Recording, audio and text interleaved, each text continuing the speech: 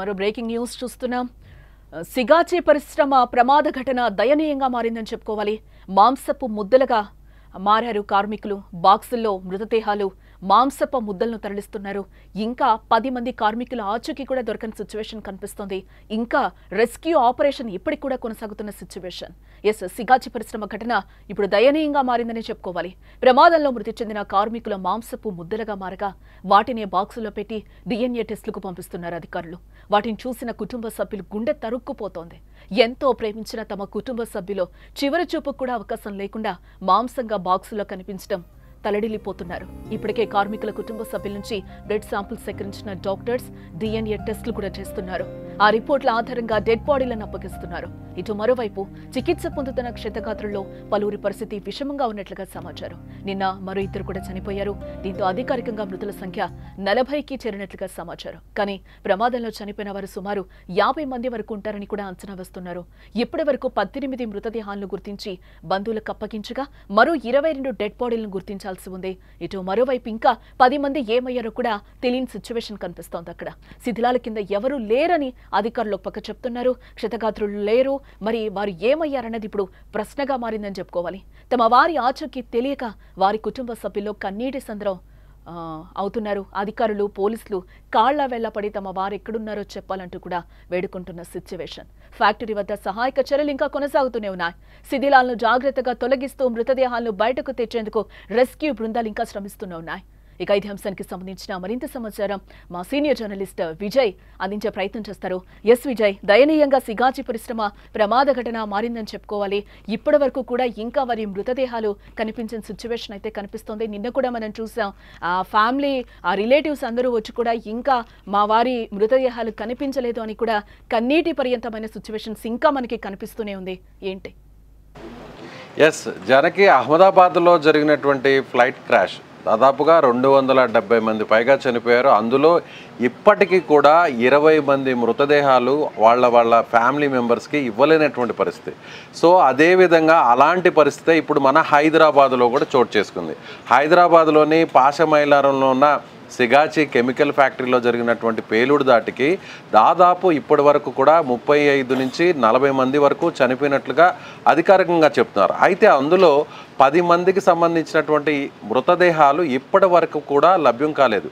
మధ్యప్రదేశ్, జార్ఖండ్, అలాగే ఉత్తరాంధ్రలో ఉన్నటువంటి శ్రీకాకుళం జిల్లా, ఒడిశా ఈ ప్రాంతాల నుంచి వలస కార్మికులు, ఉద్యోగస్తులందరూ కూడా ఇక్కడ హైదరాబాద్కు వచ్చి ఈ కెమికల్ ఫ్యాక్టరీలో వీళ్ళందరూ కూడా గత కొన్ని సంవత్సరాల నుంచి కూడా పనిచేస్తున్నారు. అయితే వీళ్ళందరిలో కూడా చిన్న వయసు వారు ఉన్నారు, కొంత మధ్య వయసు వారు ఉన్నారు.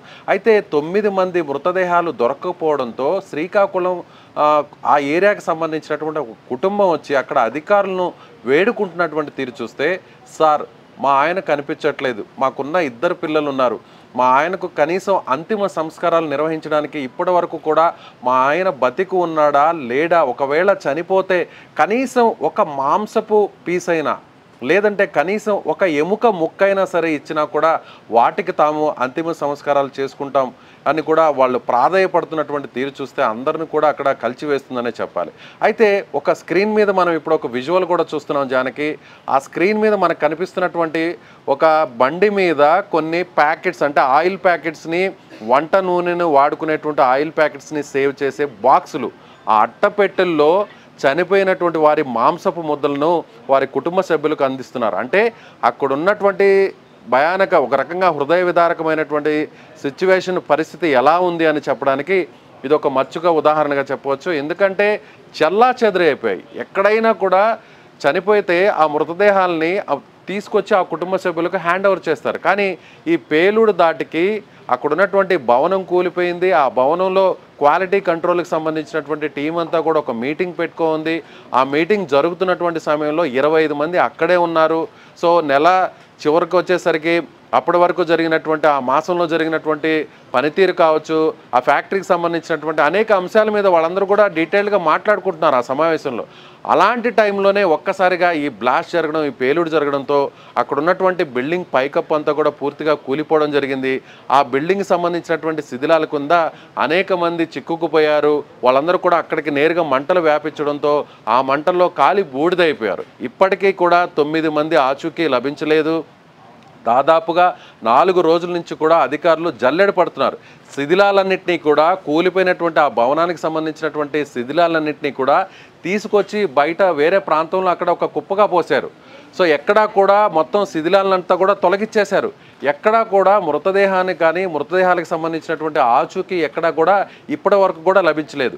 సో అప్పటికీ కూడా ఫోరెన్సిక్ నిపుణులు, అదేవిధంగా అక్కడ ఉన్నటువంటి రెస్క్యూ టీమ్స్ అంతా కూడా ఏదైతే శిథిలాలు ఉన్నాయో, ఏదైతే ఆ శిథిలాలన్నింటినీ కూడా ఒక్కొక్క ముక్క తీసి బయటకు తీస్తుంటే నిన్న అనూహ్యంగా ఒక 2 మృతదేహాలకు సంబంధించినటువంటి ఆనవాళ్ళు కనిపించాయి. అందులో కూడా మాంసపు ముద్దలు మాత్రమే దొరికినటువంటి పరిస్థితి. కొన్ని చోట్లయితే చనిపోయినటువంటి మృతదేహానికి సంబంధించినటువంటి తలని ఒక కవర్లో పెట్టి, ఒక క్యారీ బ్యాగ్లో పెట్టి తీసుకొస్తున్నటువంటి ఫోటో కూడా ఇవాళ దినపత్రికల్లోనూ అలాగే సోషల్ మీడియాలో కూడా వైరల్ అయినటువంటి పరిస్థితి. అలాగే ఇప్పుడు మీరు స్క్రీన్ మీద మనం చూస్తున్నటువంటి అట్టపెట్టెల్లో ఆ కుటుంబాలకు, అప్పటి వరకు ఆ కుటుంబాలకి పెద్ద దిక్కుగా, ఆ కుటుంబానికి ఆధారంగా ఉంటే ఆ కుటుంబాన్ని పోషిస్తున్నటువంటి కార్మికులు కావచ్చు, అక్కడ ఉన్నటువంటి ఉద్యోగస్తులు ఒక్కసారిగా కేవలం కొన్ని సెకల వ్యవధిలోనే చనిపోవడం, అలాగే మాడి మసైపోవడం, కాలి బూడిదైపోవడం, అదేవిధంగా ఆ మృతదేహాల్లో కేవలం ఒక మాంసపు ముద్ద మాత్రమే దొరకడం, ఆ మాంసపు ముద్దలను తీసుకొచ్చి ఒక అట్టపెట్టెలో, మామూలుగా వంట నూనె,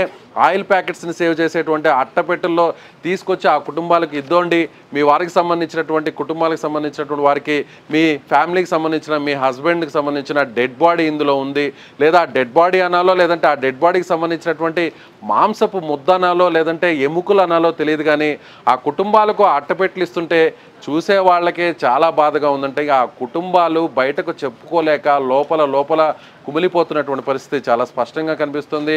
ఇప్పటికీ కూడా 9 మంది ఆచూకీ లభించలేదు. సో అక్కడ ఉన్నటువంటి సంగారెడ్డి జిల్లాకు సంబంధించినటువంటి కలెక్టర్ ప్రావీణ్య చెప్పారు, 4 రోజుల నుంచి కూడా తాము వెతుకులాడుతున్నాం, గాలిస్తున్నాం, ఇప్పటికైతే శిథిలాలన్నింటినీ కూడా పూర్తిగా కూడా వేరే చోటకి తరలించాం, అయినా కూడా ఎక్కడా కూడా డెడ్ బాడీకి సంబంధించినటువంటి ఇన్ఫర్మేషన్ లభించలేదు. కాబట్టి మళ్ళీ కూడా ఆ శిథిలాల్ని ఒక్కొక్క పీస్ను కూడా సపరేట్ చేసి మళ్ళీ కూడా ఏమన్నా ఈ బాడీకి సంబంధించినటువంటి పీసెస్ ఏమైనా దొరుకుతాయని కూడా వెయిట్ చేస్తున్నామంటూ కూడా చెప్తున్నారు. అయితే మరొక 35 మంది ఇప్పటికే హాస్పిటల్లో ట్రీట్మెంట్ పొందుతున్నారు.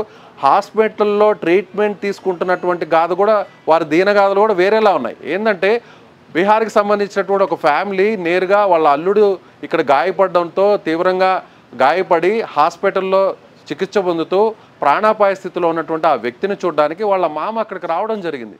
వచ్చినటువంటి మామకి కేవలం ఒకరోజు కొన్ని గంటల వ్యవధిలో ఆయన వచ్చి అప్పటికే తమ అల్లుడు ఎలా ఉన్నాడని అక్కడ హాస్పిటల్లో చూసి బయటకు వచ్చాడు. నేరుగా అతని చేతిలో ₹1,00,000 బిల్లు పెట్టారు. సో కొంతమంది ప్రైవేట్ హాస్పిటల్స్ కూడా ఇలా దోచుకు తింటున్నారు, ప్రభుత్వం ఈ విషయంలో ఆలోచించాలి, ఈ విధంగా ఇబ్బంది పెట్టడం కరెక్ట్ కాదంటూ కూడా బాధితులకు సంబంధించినటువంటి కుటుంబ సభ్యులు కూడా ఆవేదన వ్యక్తం చేస్తున్నారు. మరోవైపు అసలు ఈ ఘటన ఎలా జరిగింది, ఈ ఫైర్ యాక్సిడెంట్, అలాగే ఈ బ్లాస్టింగ్ గల కారణాలు ఏంటి అనేటువంటి విషయాన్ని కూడా అధికారులు వెలికితీస్తున్నారు. దీనికోసం ప్రభుత్వం కూడా ప్రత్యేకంగా ఒక కమిటీని కూడా ఏర్పాటు చేసింది. ఈ కమిటీ కూడా నిన్న పర్యటించింది. ఎక్కడైతే సంఘటనా స్థలం ఉందో ఆ సంఘటనా స్థలంలో మొత్తం అక్కడ ఉన్నటువంటి కొన్ని నమూనాలను కూడా సేకరించారు. ఫోరెన్సిక్ డిపార్ట్మెంట్ కూడా అక్కడ ఉన్నటువంటి ఆధారాలన్నింటినీ కూడా సేకరించారు. ఘటనకు గల కారణాలను కూడా వెలికితీస్తున్నారు. ఓవైపు అధికారులు తమ పని చేస్తున్నారు, మరోవైపు ఫ్యామిలీ మెంబర్స్ అక్కడ మార్చురీ రూముల బయట, అలాగే ట్రీట్మెంట్ తీసుకుంటున్నటువంటి హాస్పిటల్స్ బయట కూడా వేచి చూస్తున్నారు.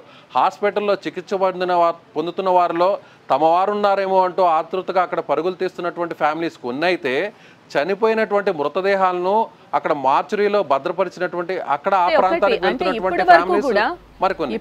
ఇప్పటి వరకు కూడా 22 మెంబర్స్ అయితే దొరకని సిచ్యువేషన్, 22 మంది, ఇందులో 10 మంది అసలు ఏమయ్యారో కూడా ఇప్పటి వరకు తెలియని సిచ్యువేషన్గా మనకి ఇక్కడ కనిపిస్తుంది. దీంతో పాటుగా ఒక హై లెవెల్ కమిటీని కూడా గవర్నమెంట్ ఏర్పాటు చేయడం జరిగింది. వాళ్ళు అదే పనిలో ఉన్నట్లుగా తెలుస్తుంది. ఎప్పుడు ఇస్తారు అని, వాళ్ళ మృతదేహాలు కూడా ఎప్పుడు ఇస్తారు ఏంటి అని కూడా వాళ్ళ కుటుంబ సభ్యులు ఆందోళన వ్యక్తం చేస్తున్న పరిస్థితి. దీంతో పాటుగా సిగాజీ యాజమాన్యం ఇప్పటి వరకు స్పందించిందా లేదా? సిగాచి యాజమాన్యం అయితే స్పందించింది. చనిపోయిన వారి కుటుంబాలకు ₹1 కోటి ఆర్థిక సాయం అంటే నష్టపరిహారం కూడా అందిస్తామని చెప్పారు. అలాగే ఇమీడియట్గా ఎవరైతే గాయపడ్డారో ట్రీట్మెంట్ తీసుకుంటున్నటువంటి వారందరూ కూడా చిన్న గాయాలైనా సరే పెద్ద గాయాలైనా సరే వాళ్ళకి ఇమీడియట్గా అయితే కొంత ఆర్థిక సాయం చేయడానికి, అలాగే తీవ్రంగా గాయపడినటువంటి వారి కుటుంబాలకు 10 లక్షలు కూడా ఇస్తామనేటువంటి హామీ కూడా ఇచ్చింది. సో చనిపోయిన కుటుంబాలకు ఆర్థిక సాయం కానీ నష్టపరిహారం ఎక్స్గ్రేషియా ఇచ్చినా కూడా ఆ చిన్న వయసు వాళ్ళు 25 సంవత్సరాలు 27 సంవత్సరాలు అప్పుడే మ్యారేజ్ అయ్యి చిన్న పిల్లలు పుట్టినటువంటి వారు చనిపోవడం, ఆ కుటుంబానికి పెద్ద దిక్కుగా ఉన్నటువంటి వారు చనిపోవడం, ఆ కుటుంబాలు చనిపోయిన వారి గురించి ఆలోచించడం ఒక ఎత్తు అయితే చనిపోయినటువంటి వారి మృతదేహాలను అప్పగించండి అంటూ ప్రాధేయపడుతున్నటువంటి తీరు మరో రకంగా బాధ పెడుతుంది. మరికొంతమంది అయితే మృతదేహాలు పూర్తిగా ఇవ్వాల్సినటువంటి అవసరం కూడా తమకు లేదు. కనీసం ఒక మాంసపు ముద్దైనా దొరికినటువంటి ఆ మాంసపు ముద్దల్లో ఆ బాడీ పీసెస్లో కనీసం కొన్ని బోన్స్ అన్నా ఉంటాయి కదా, ఆ బోన్స్ని ఒకసారి DNA పరీక్షలు చేసి ఇప్పటి వరకు కూడా ఆచూకీ కనిపెట్టలేనటువంటి మాంసపు ముద్దలు కావచ్చు, అలాగే ఎముకలు కావచ్చు, వాటికి సంబంధించినటువంటి ఆనవాళ్ళలో మా ఫ్యామిలీకి సంబంధించినటువంటి వాళ్ళ ఏమన్నా DNA ఆనవాళ్ళు ఏమన్నా ఉన్నాయేమో ఒకసారి మరొకసారి పరీక్షించండి, మరొకసారి టెస్టులు చేయండి, అవి మా కుటుంబానికి సంబంధించినటువంటి ఫ్యామిలీకి సంబంధించిన మా వ్యక్తులకు సంబంధించినటువంటి బాడీ పీసెస్ ఏమన్నా ఉంటాయేమో, ఆ ఎముకలు తమ కుటుంబానికి సంబంధించిన, తమ కుటుంబ పెద్దకు సంబంధించిన, తమ భర్తకు సంబంధించిన, తమ తండ్రికి సంబంధించినటువంటి ఆనవాళ్ళు అందులో ఉంటాయేమో అంటూ అధికారుల చుట్టూ వాళ్ళు తిరుగుతున్నారు, ప్రాధేయపడుతున్నారు. మార్చరీ బయట వాళ్ళు నిద్రాహారాలు మాలి గంటల తరబడి అక్కడే వేచి చూస్తున్నారు. ఒక్కొక్క మృతదేహాన్ని ఏమైనా గుర్తిస్తారేమో, ఆ మృతదేహం తమదై ఉంటుందేమో అనేటువంటి ఆలోచించే వారి సంఖ్య ఒకవైపు అయితే, హాస్పిటల్లో ట్రీట్మెంట్ పొందుతున్న వారిలో తమవారు ఉండాలి. చనిపోయిన మార్చరీలో తమ వారికి సంబంధించినటువంటి మృతదేహాలు ఉండకూడదు దేవుడా అని కోరుకునేవారు ఒకరైతే, ట్రీట్మెంట్ పొందుతున్న వారిలో తమవారు ఉంటే చాలు అని కోరుకునే వారి సంఖ్య ఇంకోలా ఉంది. సో మొత్తం మీద 2 హాస్పిటల్లో ఇలా బాధితులకు సంబంధించినటువంటి కుటుంబ సభ్యుల ఆర్తనాదాలు రోదనలతో నిండిపోయాయని చెప్పాలి.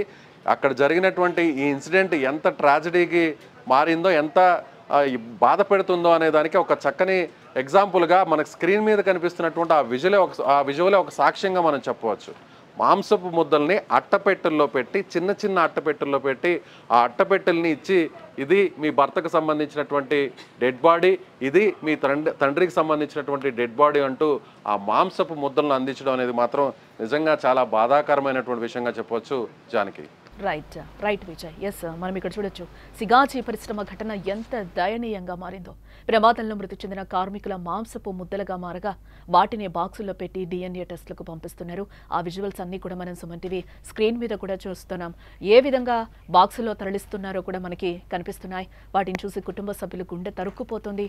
ఎంతో ప్రేమించిన తమ కుటుంబ సభ్యులు చివరి చూపుకు కూడా అవకాశం లేకుండా పోతుంది. మాంసంగా బాక్సుల్లో కనిపించడం తల్లడిల్లిపోతున్నారు. ఇప్పటికే కార్మికుల కుటుంబ సభ్యుల నుంచి బ్లడ్ శాంపుల్ సేకరించిన డాక్టర్లు DNA టెస్టులు కూడా చేస్తున్నారు. ఆ రిపోర్ట్ల ఆధారంగా డెడ్ బాడీలను అప్పగిస్తారు. మరోవైపు చికిత్స పొందుతున్న క్షతగాత్రుల్లో పలువురి పరిస్థితి విషమంగా ఉన్నట్లుగా సమాచారం.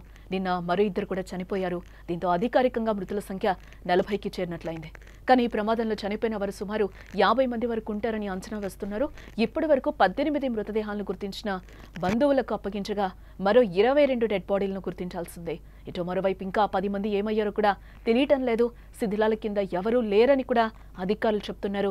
క్షతగాత్రుల్లో కూడా లేరు. మరి వారు ఏమయ్యారన్నది ఇప్పుడు ప్రశ్నగా మారింది. తమ వారి ఆచూకీ తెలియక వారి కుటుంబ సభ్యులు కన్నీటి సంద్రమవుతున్నారు.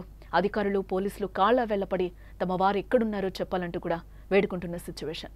ఫ్యాక్టరీ వద్ద సహాయక చర్యలైతే కొనసాగుతున్నాయి. ఇంకా శిథిలాలను జాగ్రత్తగా తొలగిస్తూ మృతదేహాలను బయటకు తెచ్చేందుకు రెస్క్యూ బృందాలు, హై లెవెల్ కమిటీ అక్కడ శ్రమిస్తున్నాయి.